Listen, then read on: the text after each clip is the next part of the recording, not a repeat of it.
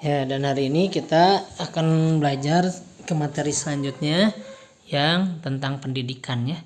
Nih, pendidikan di kota dan di desa sampai saat ini belum merata atau tidak sama ya.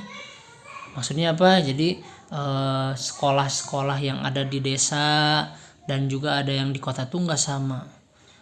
Masyarakat desa biasanya memiliki tingkat pendidikan yang lebih rendah daripada di kota ya. Kebanyakan masyarakat desa, terutama anak-anak di desa, bersekolah hanya sampai SD atau SMP. Jarang ada yang sampai SMA, apalagi berkuliah, apalagi sampai kuliah. Bahkan banyak juga yang berhenti di sekolah di pertengahan tahun. Mengapa bisa terjadi demikian? Faktor penyebabnya penyebabnya kenapa di desa itu banyak anak-anak yang sekolahnya tuh palingan cuman sampai SMP atau ada yang juga sampai SD. Jarang yang ada sampai SMA, apalagi yang sampai kuliah ya. Biasanya jarang kalau di desa, tapi ada juga tapi jarang gitu ya. Jadi kenapa itu bisa terjadi? Kenapa sih Pak? Emang di desa itu nggak sampai SMA, kalau nggak sampai kuliah gitu ya. Nih kita simak nih baik-baik ya. Dalam Islam, belajar atau menuntut ilmu itu adalah sebuah kewajiban. Wajib ya belajar itu di dalam Islam itu. Nih, sebagaimana yang dijelaskan oleh Rasulullah Shallallahu Alaihi Wasallam dalam hadisnya yang berbunyi, Tolabul ilmi faridatun ala kulli muslim.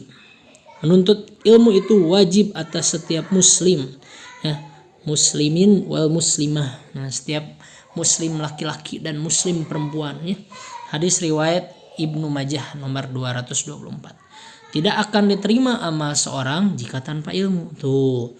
Jadi ilmu itu sangat penting ya di dalam Islam itu. Karena ilmu adalah cahaya yang menerangi jalan kehidupan agar ibadah dan amal kita sesuai dengan perintah Allah Subhanahu wa taala dan Rasulullah Shallallahu alaihi wasallam. Supaya kita selamat di dunia maupun di akhirat. Dan juga menuntut ilmu atau belajar merupakan kebutuhan pokok bagi semua manusia sehingga harus terpenuhi. Dalam hal ini negara kita wajib menjamin setiap rakyatnya baik di desa maupun di kota mendapatkan pendidikan yang baik agar kita semua menjadi generasi yang kuat imannya, cerdas akhlaknya, sehat badannya, dan menjadi pemimpin peradaban mulia di dunia. Namun saat ini kondisi pendidikan kita sangat memprihatinkan, kasihan ya. Karena banyak diantaranya yang putus sekolah tuh, jadi banyak di kita tuh yang gak beres sekolahnya, bahkan yang tidak pernah belajar sama sekali. Ada juga sampai yang misalnya dari kecil tuh gak pernah sekolah gitu ya. Jadi gak pernah sekolah, gak pernah belajar juga ya. Terlebih mereka yang tinggal di desa. Di antara penyebab mengapa pendidikan di desa rendah daripada di kota nih ya. Kenapa di desa itu pendidikannya itu bisa lebih rendah ya. Gak sebagus di kota. Pertama, jumlah bangunan atau gedung sekolah yang dibangun sedikit tuh. Yang pertama itu ya. Karena bangunan sekolah yang sedikit sehingga hanya mampu menerima siswa terbatas. Jadi yang pertama itu biasanya di desa itu kenapa Pak jarang yang sekolah. Pertama tuh karena bangunannya atau gedungnya tuh sedikit ya. Terus juga nggak bisa masuknya tuh terlalu banyak si murid-muridnya. Yang kedua, jumlah guru yang mengajar di desa juga sangat sedikit. Nah, kebanyakan guru-guru tinggal dan mengajar di kota. Jarang ada yang mau mengajar di desa dikarenakan upah guru yang kecil sehingga tidak mampu mencukupi kebutuhan hidup guru tuh. Jadi yang kedua apa?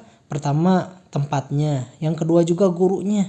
Jadi jarang di desa-desa itu ya yang jadi guru itu ada sedikit gitu.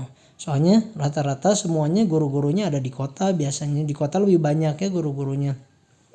Kenapa jarang ada yang mengajar di desa? Karena upah guru yang kecil, tidak mampu mencukupi. Jadi biasanya tuh dikasih uangnya tuh kecil biasanya ya. Jadi guru-gurunya tuh sedikit yang ada di desa tuh. Tapi kalau kita seorang muslim, nah nanti mudah-mudahan nih di sini anak-anak yang solihah udah pada jadi guru-guru yang hebat, jadi ustadz yang hebat, ustadz dan ustazah yang hebat. Nanti kita juga harus dakwah ya, harus menyampaikan ilmu sampai ke desa-desa. ya. Nggak dilihat ada yang ngasih uang atau enggak, yang penting kita bisa menyampaikan ilmu ke orang-orang yang ada di desa. Nanti harus gitu ya, nanti udah pada besar. Terus yang ketiga, kurangnya fasilitas transportasi. Nih kurangnya alat-alat transportasi. Karena jalanan di desa masih merupakan jalan tanah dan bebatuan, angkutan umum pun jarang ya. Angkotnya jarang di desa mah. Maka menyulitkan siswa maupun guru untuk bisa melakukan kegiatan belajar mengajar dengan lancar. Jadi sampai ada misalnya yang harus jalan 1 jam, ada itu ya di desa itu, karena di jalannya rusak, terus gak ada juga alat transportasi, juga dianya juga gak punya motor kayak gitu.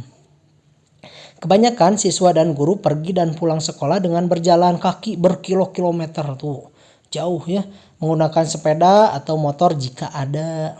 Salah satunya juga ini karena pada jauh sekolahnya tuh, jadi harus perjalanannya tuh jauh. Jadi nggak banyak yang sekolahnya tuh seperti itu. Yang keempat, kurangnya fasilitas. Nih bisa dilihatnya gambarnya nomor 3 tuh. Jadi jalannya tuh biasanya seperti ini, walaupun nggak semuanya jalannya seperti ini. Tapi ada jalan-jalan seperti ini bener.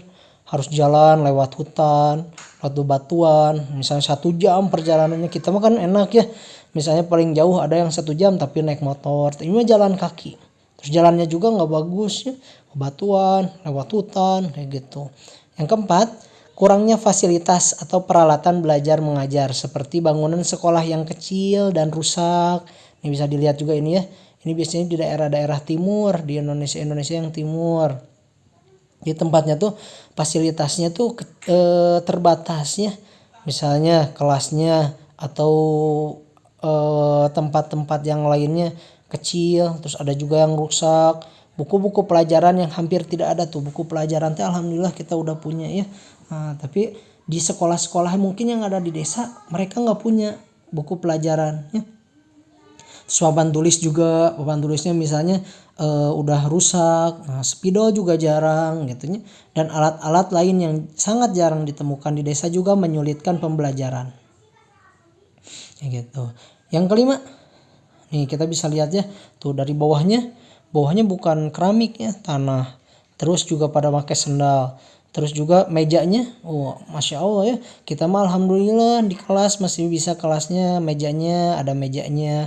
Kalau mereka lihat dari kayu, terus juga atasnya juga cuman papan doang ya. Nah, makanya kita harus selalu bersyukur ya. Yang kelima, kurangnya semangat belajar dan tingkat ekonomi yang rendah. Kebanyakan masyarakat desa berpikir, untuk apa sekolah tinggi-tinggi, mahal, dan pada akhirnya pun nanti tetap menjadi petani di sawah. Jadi pembajak sawah, anak perempuan pun nantinya akan kembali ke dapur, dan masih banyak lagi pendapat-pendapat lain. Jadi orang-orang di desa kenapa juga jarang yang sekolah? Salah satunya tuh ekonominya yang rendah. Jadi memiliki hartanya tuh nggak terlalu banyak gitu ya. Mereka merasanya tuh kurang ya.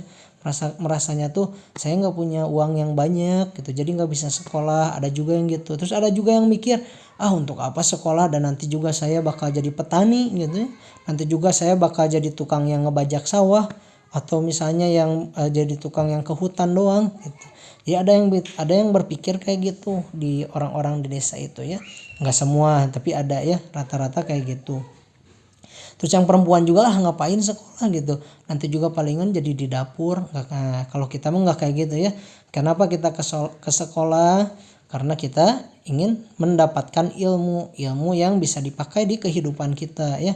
Walaupun nanti misalnya yang perempuan tetap ke dapur, tapi kalau punya ilmu, apalagi kita belajarnya ilmu-ilmu agama ya, yang nanti bakal kepake di dunia sampai kita meninggal tuh insya Allah dipakai ya. Terus juga untuk bekal kita juga di akhirat ilmunya ya gitu. Nah sholihah, semoga pendidikan kita bisa menjadi lebih baik. Mudah-mudahan di desa juga pendidikannya bisa jadi lebih baik dimanapun kita tinggal, di desa maupun di kota, karena pendidikan itu sangat penting. Seharusnya semua anak bisa sekolah dengan biaya yang murah bahkan gratis ya. Nah, kita pinginnya tuh semua orang tuh bisa sekolah dengan murah, dengan gratis kalau bisa ya. Juga dengan fasilitas belajar yang baik, tempat-tempat yang belajarnya tuh yang enak. Bagaimana nasib negeri ke depannya? jika anak-anak tidak mendapatkan pendidikannya. Coba gimana nih kalau kita orang-orang atau di negara Indonesia tuh banyak anak-anak yang kurang mendapatkan ilmu. Ya, coba bayangkan oleh antum betapa kasihannya saudara kita yang tidak sekolah. Kita harus bersyukur bisa diberi nikmat sekolah, jangan disia-siakan ya. Harus tetap semangat sekolahnya sekarang ya. Karena belum tentu orang lain bisa sekolah seperti kita ya. Alhamdulillah. Alhamdulillah untuk hari ini materinya sudah selesai. Mudah-mudahan bisa dipahami ya oleh soleh-solihah. Bapak juga mengucapkan terima kasih untuk semuanya soleh-solihah yang sudah memperhatikan dari awal sampai akhir, dan mohon maaf juga bila ada kesalahan yang diucapkan dari Bapak ya. Apabila ada yang kurang dipahami nanti bisa bertanya langsung ke Bapak ya. Ya, jazakallahu khairan katsira. Wassalamualaikum warahmatullahi wabarakatuh.